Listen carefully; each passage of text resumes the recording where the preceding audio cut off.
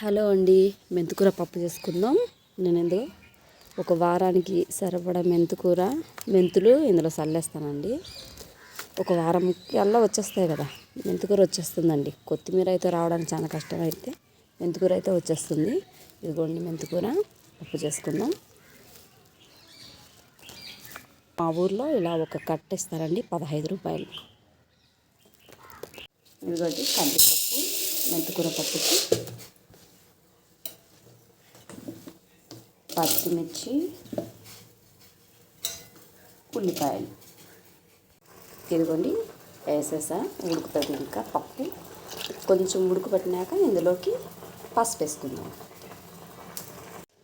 పప్పులోకి పసుపు వేసుకుందామండి. ఎందుకు ఇంతసేపు ఇలా ఉడకబెట్టి చేయాలా, కుక్కర్లో వేస్తే 2 మినిట్స్లో అయిపోతుంది కదా అనుకుంటారు. కానీ ఇలా ఉడకబెట్టి చేస్తేనే చాలా బాగుంటుందండి.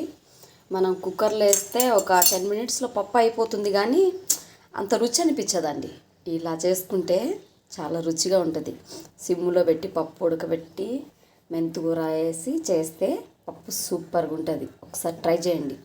హడావిడిగా కుక్కర్లో వేసి చకచకా అయిపోతుంది పనేమో, కానీ ఆ చకచకా అయ్యే పని టేస్ట్ ఉండదు.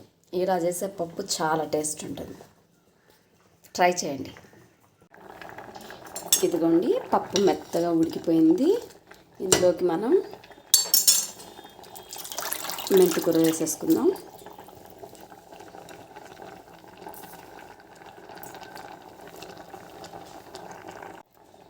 కొంచెం జీలకర్ర వేస్తున్నానండి. జీలకర్ర పొడి ఎక్కువ వేయద్దండి, మళ్ళీ టేస్ట్ పాడైపోతుంది.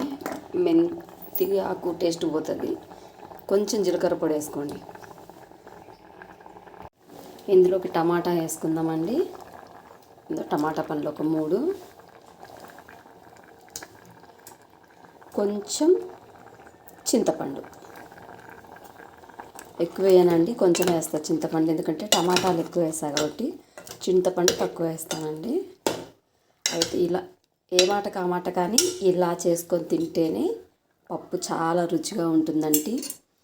కుక్కర్లో వేస్తే నిజంగానే బాగుండదు. ఒకసారి ట్రై చేయండి. తప్పదు, బయటికి త్వరగా వెళ్ళే వాళ్ళకైతే తప్పదు, కుక్కర్ వాడాల్సిందే. మేమైతే ఇలానే చేసుకుంటామండి. సూపర్ టేస్ట్ ఉంటుంది. పప్పు అయితే ఉడికిందండి. సాల్ట్ వేసుకొని వేసుకుందాం. కొంచెం వెల్లుల్లి ఎక్కువ వేసుకుంటే టేస్ట్ బాగుంటుందండి. వెల్లుల్లి, కొన్ని ఒట్టిమిరపకాయలు తాలింపులో చాలా టేస్ట్ ఉంటాయండి. ఒట్టిమిరపకాయలు వేసుకుంటే. ఒట్టిమిరపకాయలు, రైస్ కూడా అయిపోయిందండి, చేసేసా. నైట్ ఎగ్ రైస్ చేసా. ఎగ్ రైస్ అటువంటివి అయితే గిన్నె ఖాళీ చేసేస్తారు. అదే ఏ దొండకాయో బెండకాయ వేపుల్లో ఇటువంటివి అయితే అస్సలు తోసినా పోవు. ఇప్పుడు వాళ్ళకి ఏం చేద్దామండి, రోజు ఆ ఎగ్ రైస్ కాబట్టి గబగబగా తినేసినారు. తాలింపు అయిపోతుందండి. పప్పు ఇందులో కొంచెం నెయ్యి వేసుకొని ఒక ఆవకాయ పెట్టుకొని తింటే సూపర్ ఉంటుందండి. చాలా టేస్టీగా ఉంటుంది. ఇదిగోండి మాకు ఆవకాయ, ఇది వచ్చి స్వీట్ ఆవకాయ అండి. తీపిది ఇడ్లీలోకి దోశలోకి చాలా బాగుంటుంది అది. ఇది వచ్చేసి మామూలుగా కారం ఎక్కువ స్పైసీ ఆవకాయ అండి. మళ్ళీ ఈ ఇయర్ వరకు వచ్చేంత వరకు పెట్టానండి. ఇంకా మళ్ళీ మామిడికాయలు వచ్చేసి ఈ ఇయర్ వరకు సరిపోయింది. మళ్ళీ ఇప్పుడు వచ్చాయి పెట్టాలి ఇంకా మామిడికాయ పచ్చడి. తాలింపు వేగిపోయిందండి. పప్పులోకి వేసేసుకుందాం.